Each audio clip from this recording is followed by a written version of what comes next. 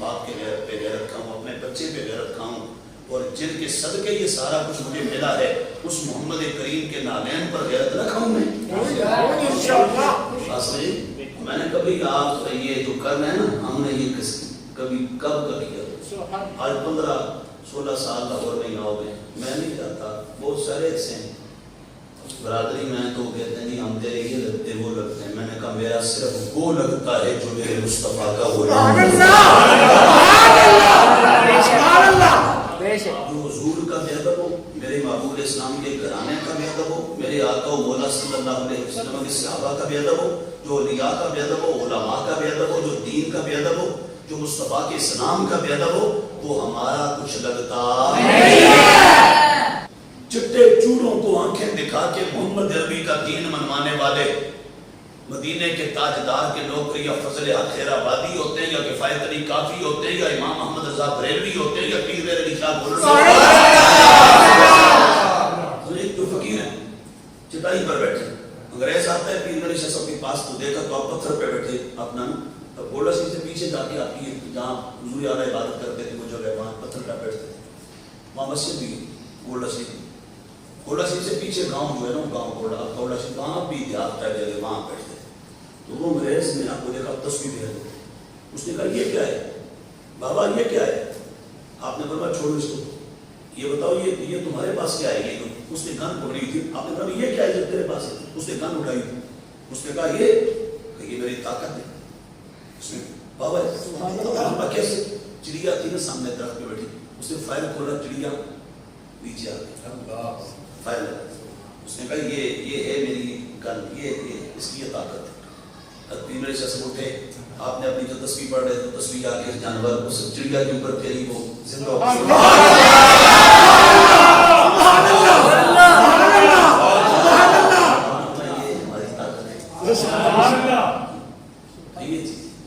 وہ مارنا آسان ہے، جان ڈالنا اوکھا تھا، سمجھے؟ تو یہ دین مصطفیٰ ہے۔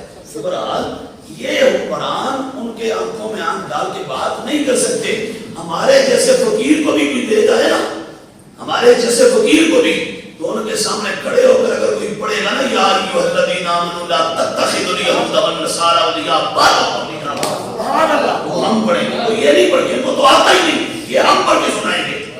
تو فرمایا فقیر مصطفیٰ ہو جاؤ بادشاہ بن جاؤ گے، اور مصطفیٰ سے کٹ کر بادشاہ ہو کے بھی غلام ہو جاؤ گے، یہ ہے دنیا، سمجھے؟ حضرت فاروق اعظم کا یہ میسج ہے۔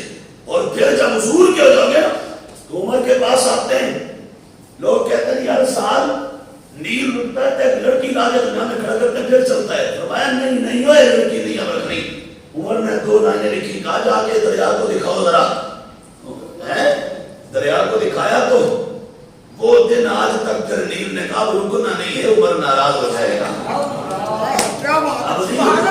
سمجھے؟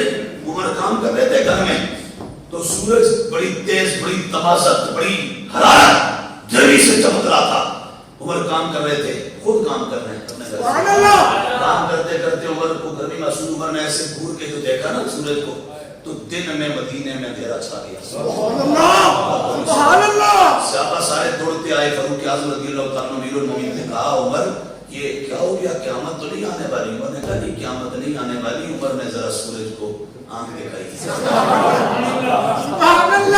یہ غلامی ہے مصطفیٰ، یہ ہے مصطفیٰ کی غلامی۔ نعرہ تکبیر،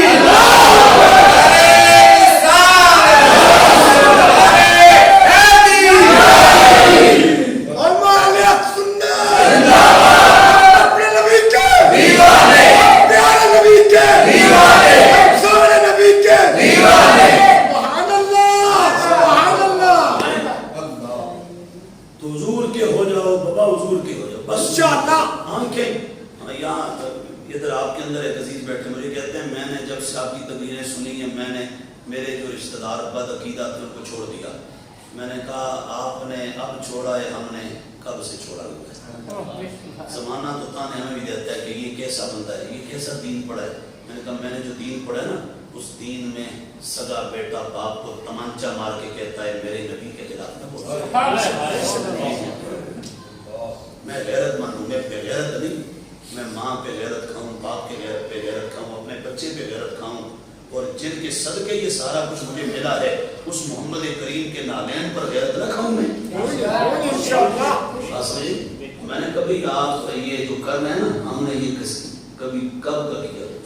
آج 15-16 سال لاہور میں یہاں ہو گئے، میں نہیں جاتا، بہت سارے ایسے ہیں برادری میں تو کہتے نہیں ہم تیرے یہ لگتے وہ لگتے ہیں، میں نے کہا میرا صرف وہ لگتا ہے جو میرے مصطفیٰ کا وہ جو حضور کا بے ادب ہو، میرے محبوب اسلام کے گھرانے کا بے ادب ہو، میرے آقا و مولا صلی اللہ علیہ وسلم کے صحابہ کا بے ادب ہو، جو اولیاء کا بے ادب ہو، علماء کا بے ادب ہو، جو دین کا بے ادب ہو، جو مصطفیٰ کے اسلام کا بے ادب ہو، وہ ہمارا کچھ لگتا نہیں ہے۔